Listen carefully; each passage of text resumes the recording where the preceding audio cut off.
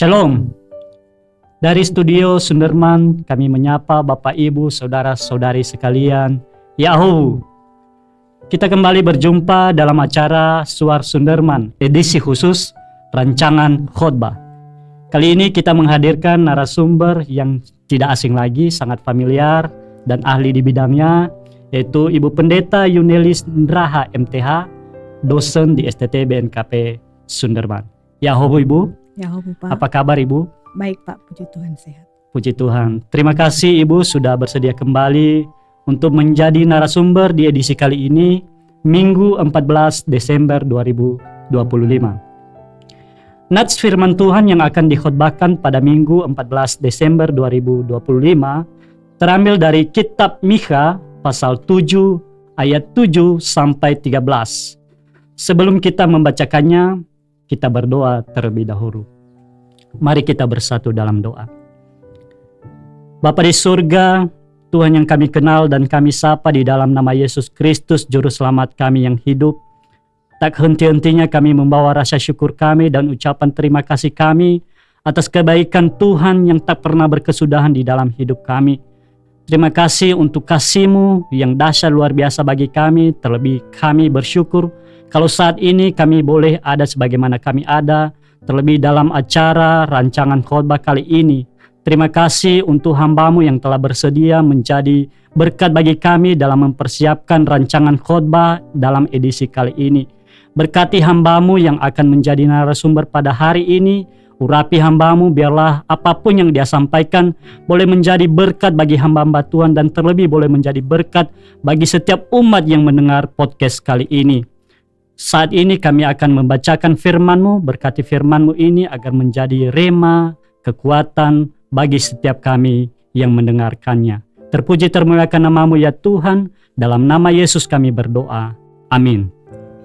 Bapak Ibu, kita akan membaca firman Tuhan dari kitab Mikha pasal 7 ayat 7 sampai 13. Demikianlah firman Tuhan.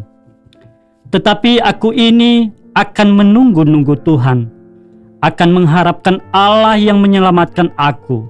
Allahku akan mendengarkan aku. Janganlah bersukacita atas aku, hai musuhku.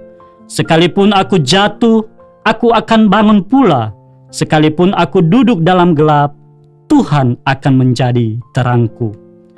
Aku akan memikul kemarahan Tuhan, sebab aku telah berdosa kepadanya, sampai ia memperjuangkan perkaraku dan memberi keadilan kepadaku, membawa aku ke dalam terang sehingga aku mengalami keadilannya. Musuhku akan melihatnya dan dengan malu ia akan menutupi mukanya.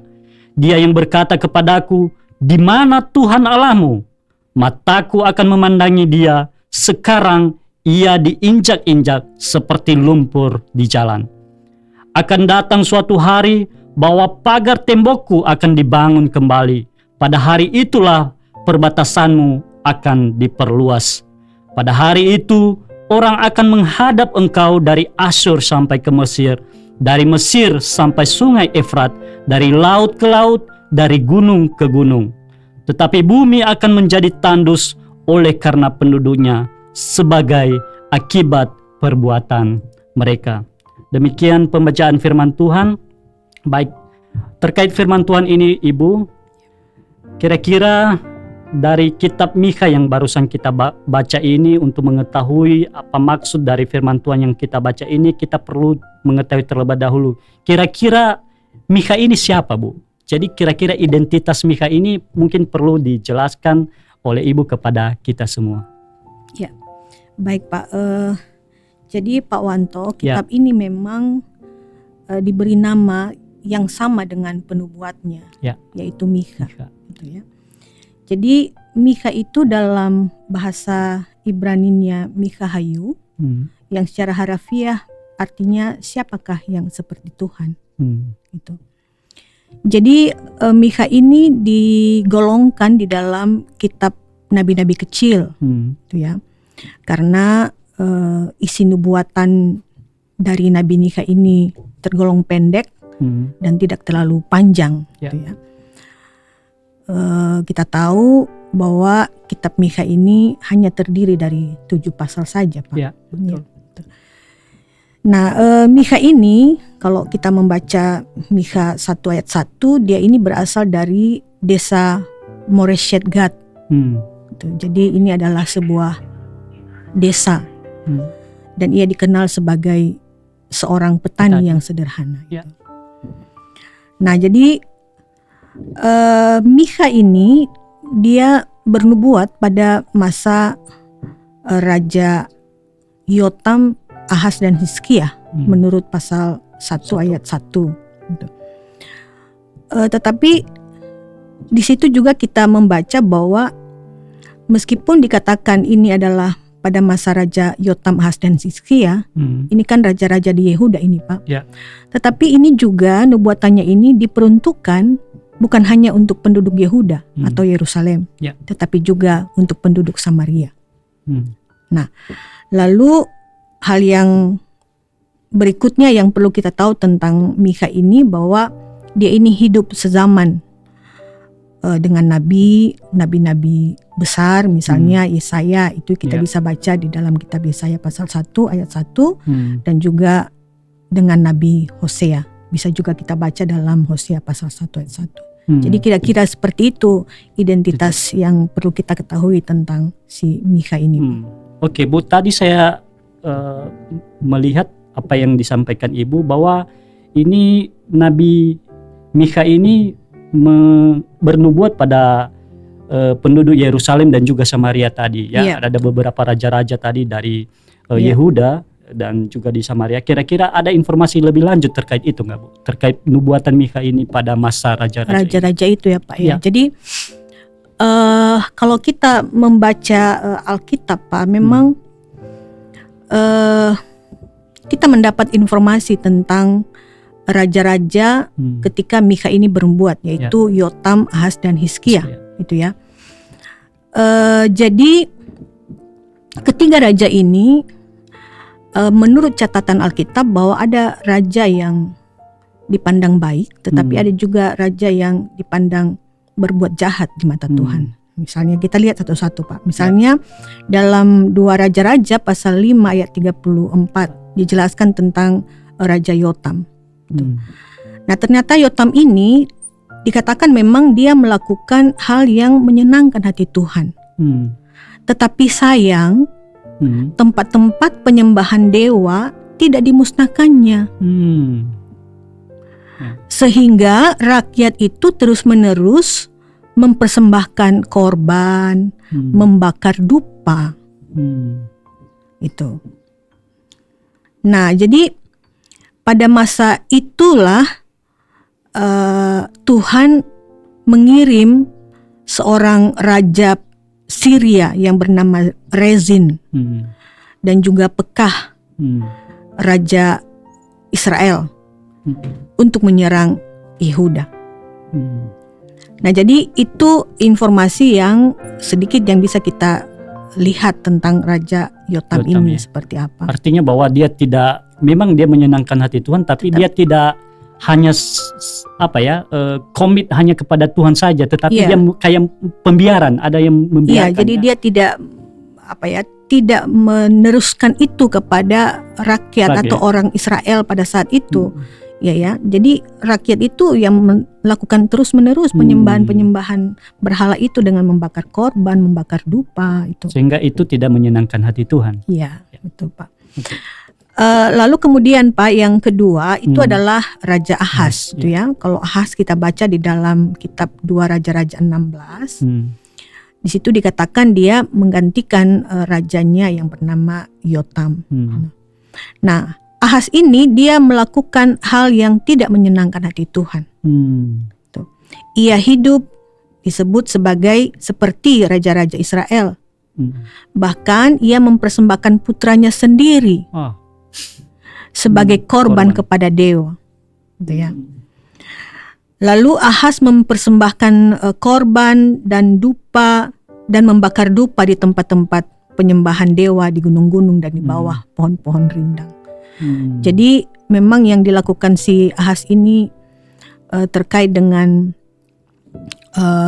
penyembahan berhala yang menyangkut kehidupan keagamaan mereka yang pada saat itu sudah benar-benar menyimpang, menyeleweng dari apa yang dikehendaki Tuhan, Pak. Ya. Artinya dia terlibat ya, dalam penyembahan berhala. Penyembahan itu. Ya. Lalu kemudian tentang Raja Ahas ini sendiri pula, Pak, bahwa kalau kita membaca pada kitab Yesaya pasal 7, kita mendapat informasi di situ bahwa ketika Rezin, Raja Syria dan Pekah itu menyerang Yerusalem, nah, di situ si Ahas ini dia tidak meminta pertolongan dari Tuhan, malah dia meminta pertolongan kepada Raja Tiglat-Pileser yang itu adalah Raja Asyur untuk menolongnya menyerang Rezin, Raja Assyria dan juga Pekah yang sudah bersekongkol pada saat itu untuk menyerang Yehuda. Ya, jadi itu yang dia lakukan sehingga itu dikritisi oleh Nabi Yesaya pada saat itu. Kenapa kamu mengandalkan raja-raja lain? Kenapa kamu mengandalkan bangsa lain? Tuh. Kenapa engkau tidak mengandalkan Tuhan? Seharusnya dia mengandalkan Tuhan sebagai raja ketika ada bangsa yang menyerang mereka. Ya. Artinya itu, dia mengedepankan relasinya, kekuatan teman-temannya dibanding mengedepankan Tuhan dalam. Ya, betul, Pak. Itu.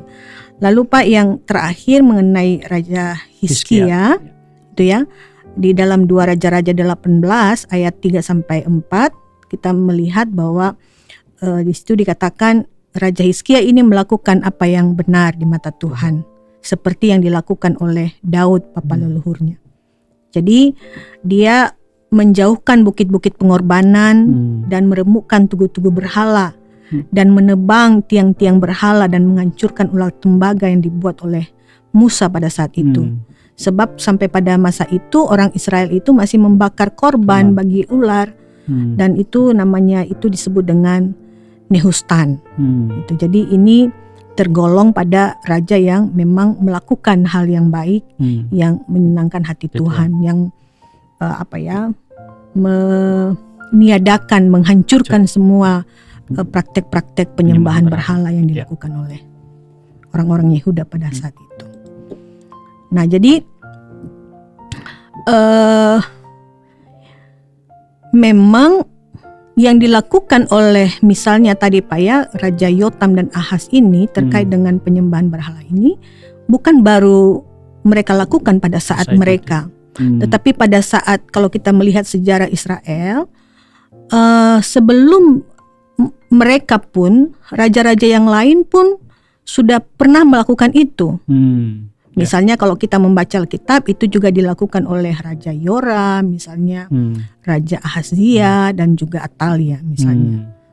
Jadi kita tidak perlu bahas, hanya saya memberikan informasi bahwa itu sudah berlaku sebelum dari raja-raja ini. Mereka sudah bukan hal baru lah istilahnya ya.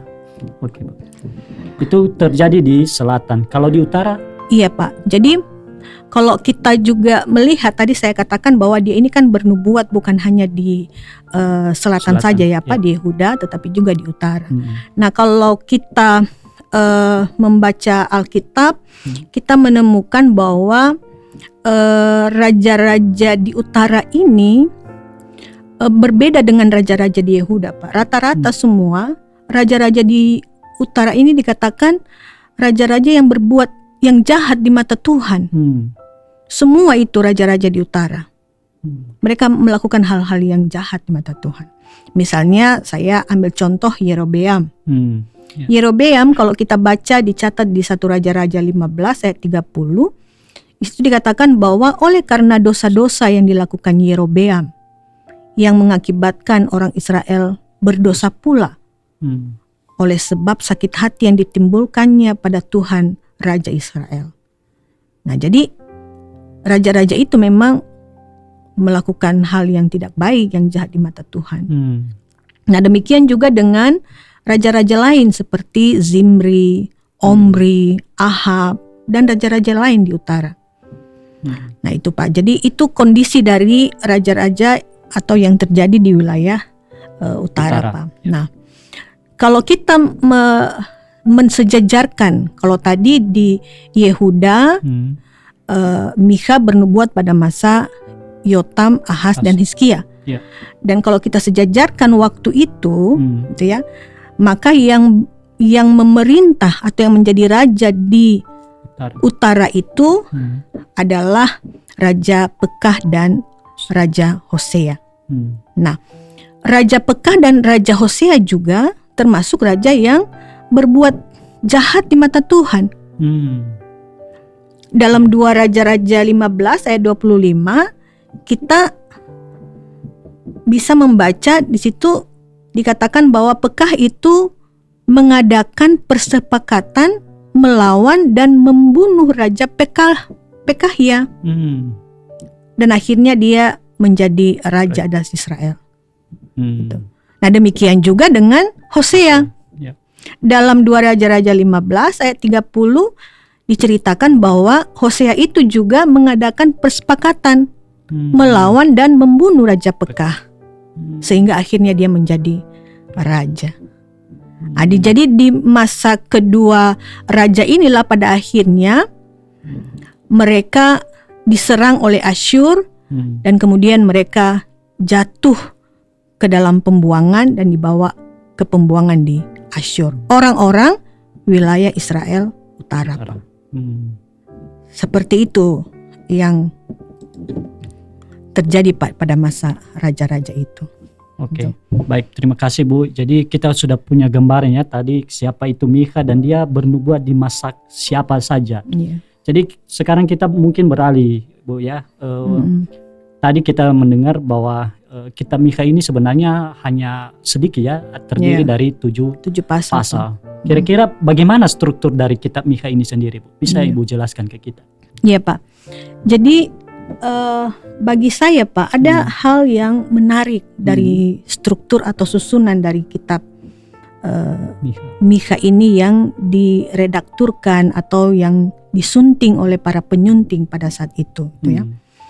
Di mana dari ke-7 pasal ini memang dibagi, ada pembagiannya, tetapi pembagian ini dibuat selang-seling Pak.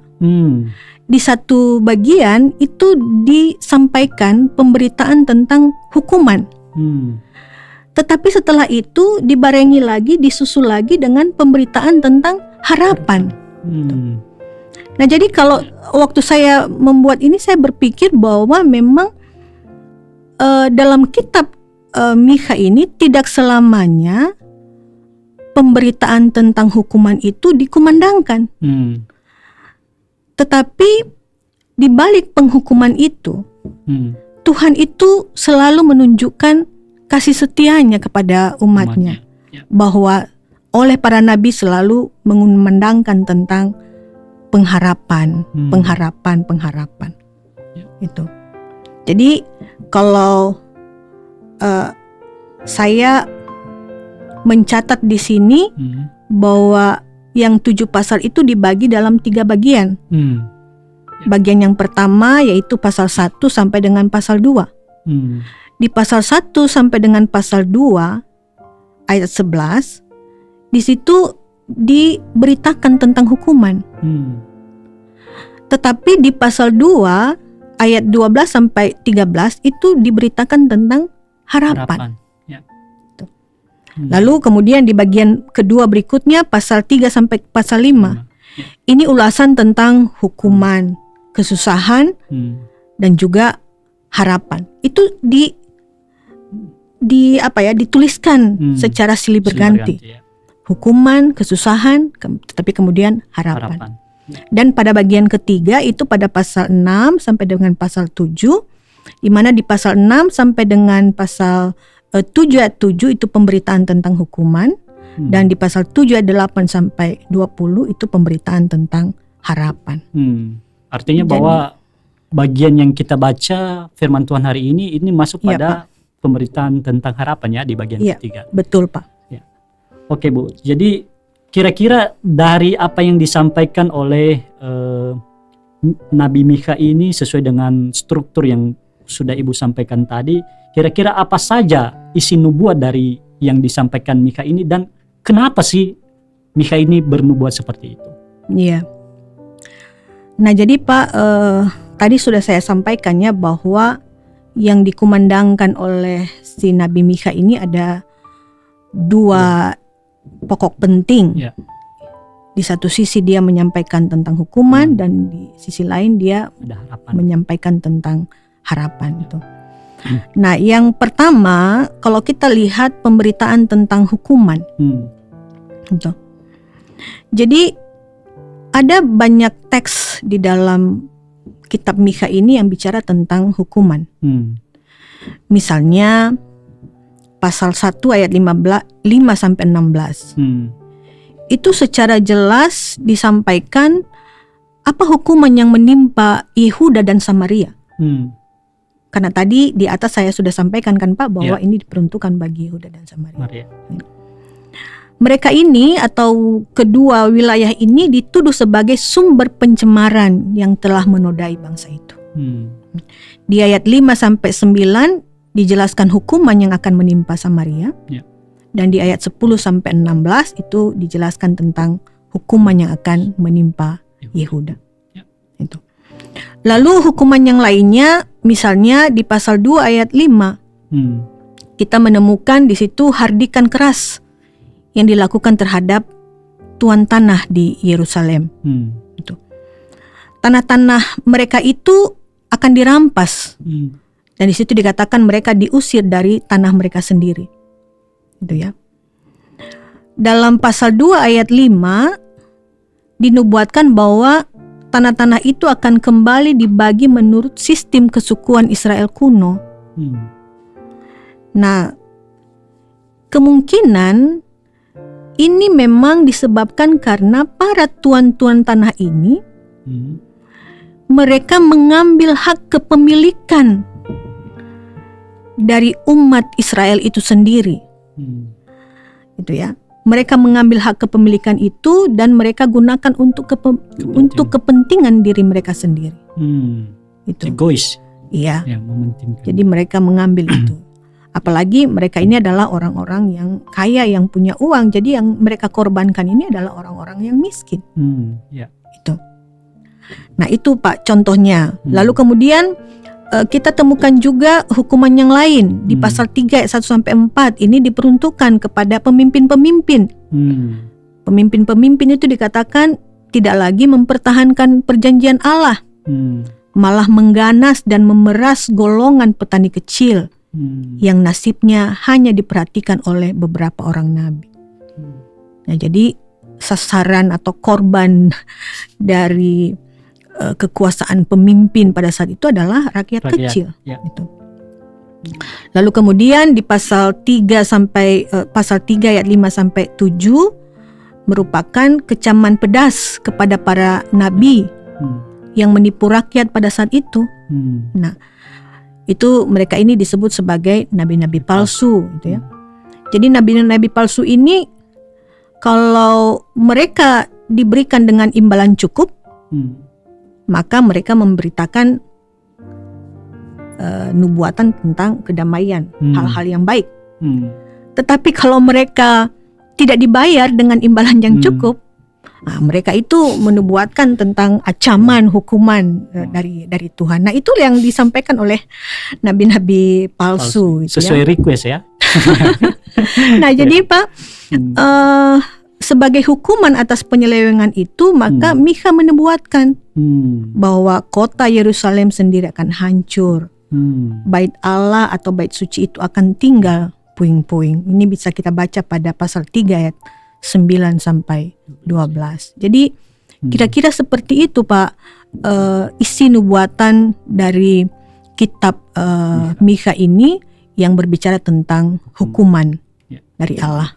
Tapi itu tadi dari sisi hukuman. Tapi dari segi harapannya, mungkin bisa Ibu jelaskan. Iya Pak. Jadi selain daripada hukuman tadi, itu juga kita menemukan di dalam pasal-pasal di dalam kitab Mikha ini adalah tentang harapan. Misalnya pasal 2 ayat 12 sampai 13 itu. Harapan akan janji keselamatan itu dikumandangkan oleh Mikha. Di situ dikatakan bahwa Tuhan akan mengumpulkan kembali orang Israel yang telah tercerai-berai. Itu. Atau di pasal 4 ayat 1 sampai 4. Di situ dijelaskan tentang datangnya kerajaan mesianik. Ya. Itu. Di dalam kerajaan mesianik itu dijelaskan tentang masa depan yang cerah dari Israel. Bisa kita baca di ayat 1. Atau di ayat 2, kerajaan Allah atas Israel, atas seluruh manusia. Lalu kemudian di ayat 3, kedamaian yang tiada bandingnya. Dan kemudian di ayat 4, keselamatan dan kemakmuran yang mereka peroleh sepenuhnya. Itu di pasal 4. Lalu disusul di pasal 5, itu berbicara tentang harapan mesianik. Mikha mengharapkan datangnya pemerintahan putra Daud yang sejati, yang akan mewujudkan cita-cita nenek moyangnya dahulu. Dan kemudian disebutkan di situ bahwa tempat di mana Mesias itu lahir adalah Bethlehem. Kita baca di Mikha 5 ayat 1. Dan kemudian di ayat 3 disebut bahwa ia itu akan menjadi gembala yang sejati bagi umat Allah. Jadi itu harapan-harapan yang dinubuatkan oleh Nabi Mikha menyikapi masalah-masalah yang terjadi pada saat itu, Pak. Baik, terima kasih, Bu. Jadi kita sudah pahami ya dari struktur tadi, dan sudah Ibu jelaskan tadi bahwa tidak hanya hukuman saja yang dikumandangkan oleh Nabi Mikha ini, tetapi ada harapan-harapan seperti yang barusan Ibu jelaskan. Sekarang kita lebih spesifik karena ini adalah rancangan khotbah. Kira-kira dari kitab Mikha pasal 7 ayat 7 sampai 13 ini, kalau ini untuk membantu teman-teman yang akan melayani pada ibadah Minggu tanggal 14 Desember 2025 ini, Ibu, kira-kira bagaimana cara menafsir dari kitab Mikha pasal 7 ayat 7 sampai 13 ini? Oke, baik, Pak. Nah, jadi Pak Wanto, perikop pembacaan kita di khotbah tanggal 14 Desember ini, Mikha 7 ayat 7 sampai 13. Saya membaginya dalam 3 bagian besar, Pak. Yang pertama itu khusus ayat 7. Yang kedua adalah ayat 8 sampai 10. Dan yang ketiga adalah ayat 11 sampai dengan ayatnya yang ke-13. Jadi kita bisa lihat satu-satu bagiannya, Pak, ya. Nah, jadi di ayat 7 itu bagi saya ungkapan keteguhan iman dari Nabi Mikha yang mengharapkan kedatangan Allah yang menyelamatkan. Jadi kalau di sini dikatakan tetapi aku ini menunggu-nunggu Tuhan. Aku mengharapkan Allah yang menyelamatkan aku. Allahku akan mendengarkan aku. Jadi di sini Mikha menyadari bahwa dalam situasi kemerosotan sosial, spiritual yang tadi sudah saya jelaskan, yang terjadi di wilayah utara dan selatan, itu yang dilakukan oleh baik para raja, pemimpin, para tuan-tuan tanah, para nabi-nabi palsu maupun rakyat. Maka satu-satunya sandaran yang dapat diandalkan menghadapi semua itu hanya pada Allah saja. Mikha meyakini bahwa Allah bukan hanya menopang kehidupan umat, tetapi kalau kita baca di ayat 9 nanti, di situ dikatakan bahwa Allah itu akan bertindak adil pada waktunya. Itu yang diyakini oleh Nabi Mikha. Jadi kata menunggu-nunggu di sini, aku ini akan menunggu-nunggu Tuhan. Ketika saya membaca dalam terjemahan bahasa Indonesia sehari-hari, dikatakan tetapi kita berharap kepada Tuhan. Dengan penuh keyakinan kita menanti Allah kita. Ia akan mendengar doa kita dan menyelamatkan kita. Itu berarti bahwa hanya Tuhan yang diharapkan. Umat harus tetap bergantung kepada Tuhan itu sendiri. Umat harus menyerahkan diri, berada di bawah aturan dan kendali Tuhan. Yang menarik dalam terjemahan bahasa Indonesia sehari-hari ini mengatakan kita berharap kepada Tuhan dengan penuh keyakinan. Jadi kata penuh keyakinan di sini menjadi penting, Pak. Sebab berharap tanpa disertai dengan keyakinan atau iman itu tidak ada artinya. Itu sia-sia. Oleh sebab itu, orang yang berharap kepada Tuhan harus disertai dengan keyakinan dan iman. Jadi dapat saya katakan bahwa menanti atau berharap itu bukan sifatnya pasif,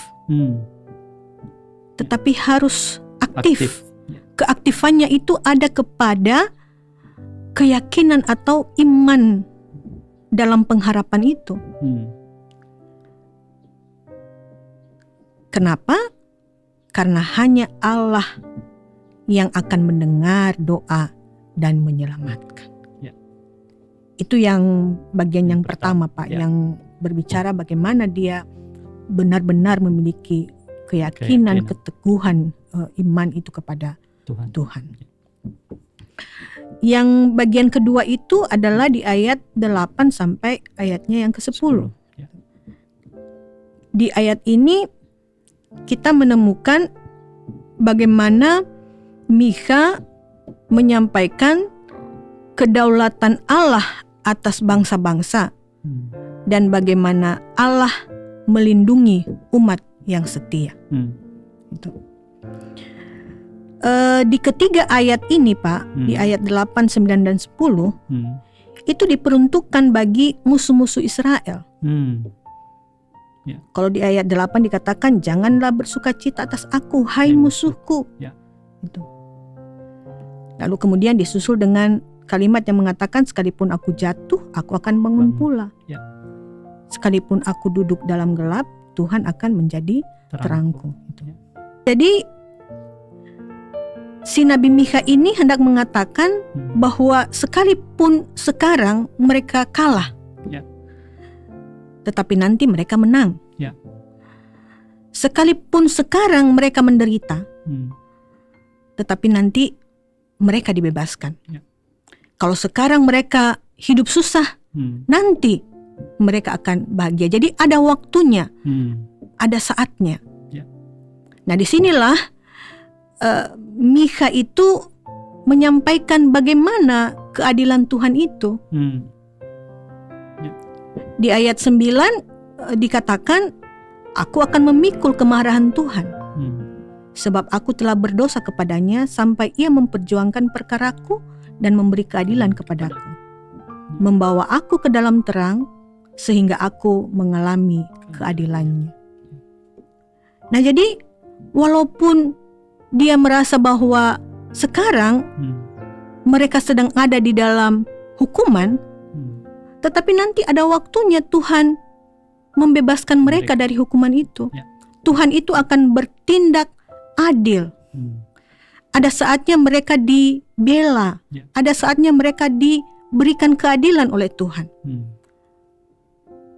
Karena kita tahu di dalam pemberitaan kitab Perjanjian Lama bahwa Allah itu tidak selamanya menghukum.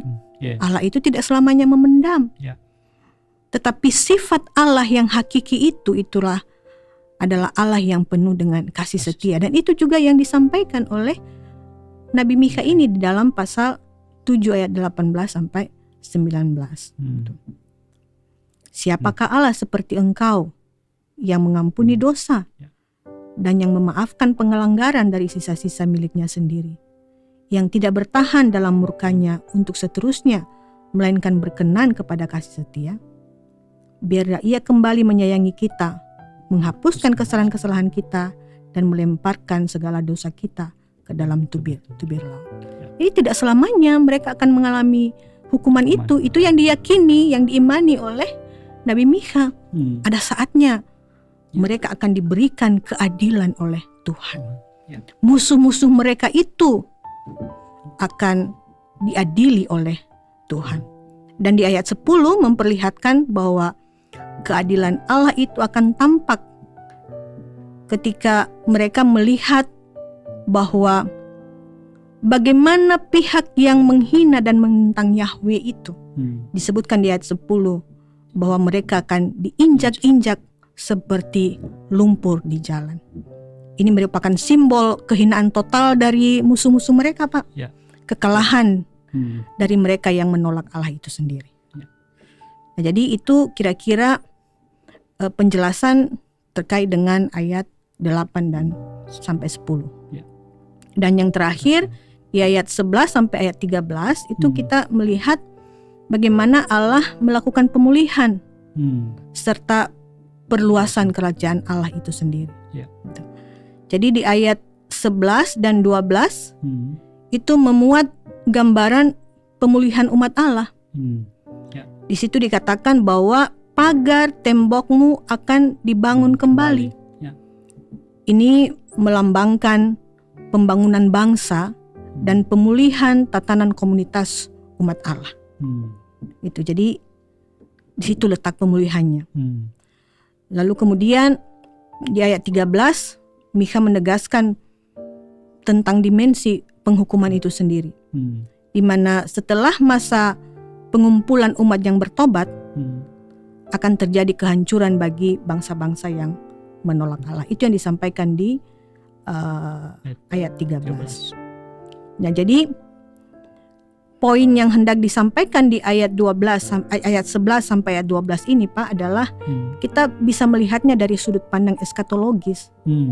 Ya. Di mana nanti akan ada waktunya. Ya. Akan ada saatnya di mana Allah itu akan memulihkan keadaan umatnya yang sudah hancur-hancur ini. Gitu. Ya. Dan kemudian Allah itu akan menghukum orang yang tidak benar dan menolak Dia. Jadi kira-kira begitu gambaran dari ayat 11 sampai dengan ayat 13 ini, Pak. Artinya ada 3 tadi ya Bu. Yang pertama terkait keyakinan dan keteguhan. Yang bagian keduanya tadi bagaimana Allah itu yang berdaulat. Dan juga sekaligus melindungi orang-orang yang setia kepadanya. Betul. Dan yang ketiga ini tadi saya melihat bahwa Tuhan itu akan memulihkan serta memperluas kerajaan Allah ya melalui umatnya. Baik, terima kasih Bu. Ini terakhir terkait kira-kira dari firman Tuhan dari kitab Mikha ini pasal 7 ayat 7 sampai 13, kira-kira apa yang bisa menjadi perenungan kita ataupun aplikasi dengan konteks kita saat ini? Iya. Jadi Pak, kalau di dalam perikopen BNKP itu ditulis di sana tema dari Advent ketiga ini adalah berharap kepada Allah yang menyelamatkan. Ini memang benar-benar pilihan kata yang sangat baik sekali ya Pak. Berharap kepada Allah yang menyelamatkan. Jadi bagi saya berdasarkan firman Tuhan ini ada 3 hal yang bisa kita renungkan bersama. Mungkin nanti bisa dikembangkan lagi oleh teman-teman yang mempersiapkan khotbah. Yang pertama adalah situasi sosial dan juga aspek spiritual yang terjadi baik di wilayah utara maupun selatan di masa raja-raja itu menjadi penting bagi kita untuk melihat dulu ada sesuatu yang gak benar yang dilakukan oleh pemimpin, oleh raja, oleh nabi dan seterusnya. Dan itu membuat kita sekarang berpikir bagaimana seharusnya kita bersikap. Bagaimana sikap saya sebagai seorang pemimpin, bagaimana sikap saya sebagai seorang orang kaya atau pemilik tanah atau tuan-tuan tanah, atau bagaimana sikap saya sebagai rakyat atau sebagai hamba Tuhan. Kalau tadi banyak hal yang terjadi, situasi kemerosotan sosial dan spiritual mereka. Dan mungkin sekarang ini juga kita melihat banyak situasi sosial yang kita lihat banyak orang yang diperlakukan tidak adil. Mungkin kita juga bertanya bagaimana dengan ini? Kapan ini berakhir? Situasinya ini? Kapan orang-orang yang punya kuasa, punya kekayaan, memperlakukan orang-orang secara adil? tidak menindas orang yang Lemah. miskin, yang lemah, gitu ya. Dari sini kita belajar apa yang dilakukan oleh Mikha. Mikha ini memiliki keyakinan iman kepada Tuhan. Bahwa walaupun keadaannya seperti itu, Mikha meyakini bahwa hanya Tuhanlah yang dapat dan mampu menyelamatkan. Oleh sebab itu kata kuncinya adalah berharaplah kepadanya. Berharaplah kepada Tuhan. Karena melalui pengharapan kepada Tuhan, engkau akan dipulihkan, engkau akan diselamatkan.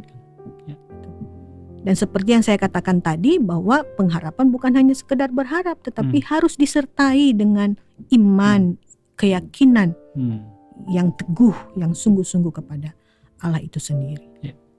Itu. Artinya bahwa kita sebagai orang yang saat ini sedang menderita, kita terus berharap, apalagi di tengah situasi bencana saat ini ya Bu. Betul Pak. Ya, kita dari apa yang Ibu sampaikan tadi ya, bagaimana kita ya di tengah-tengah situasi, ya kita nggak tahu seperti apa situasi di sana sekarang, bagaimana di tengah situasi itu kita terus berharap ya kepada Tuhan bahwa saat ini kita sedang mengalami itu, tetapi ada saatnya nanti Tuhan akan memulihkan setiap keadaan kita. Betul. Ya. Dan yang kedua Pak adalah keadilan Tuhan itu akan berlaku bagi setiap orang. Meskipun dalam realita hidup sehari-hari kita sekarang banyak yang ketidakadilan yang kita lihat, kita betul. Mungkin juga kita alami gitu ya. Ada orang yang berlaku jahat, ada yang menindas sesamanya, ada yang mengorbankan orang lain untuk kepentingan dirinya sendiri, itu ya. Pokoknya banyak hal yang terjadi, ketidakadilan dalam masyarakat kita. Namun ada saatnya di mana terhadap mereka-mereka ini Tuhan itu berlaku adil, atau Tuhan itu menunjukkan keadilannya bagi mereka. Tuhan akan membela orang-orang yang lemah.